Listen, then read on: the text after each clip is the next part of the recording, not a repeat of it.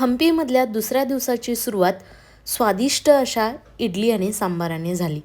इथली इडली, चटणी आणि सांबर आहा हा.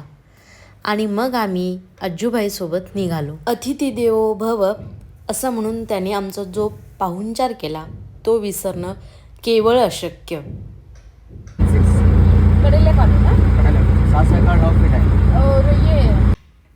हम्पीतून विजय विठ्ठल मंदिराकडे जाताना हा असा रस्त्यात एक राजमार्ग लागतो.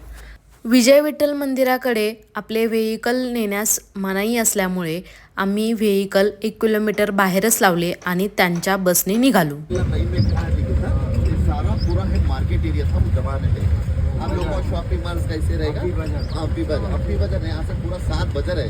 हम्पी बाजार हम लोग बाद में जा रहा है. ये पूरा है वैसे 7 मार्केट के अंदर अभी सेकंड और बिगेस्ट मार्केट. ये मार्केट का नाम है विठलापुरा मार्केट. ये विठलापुरा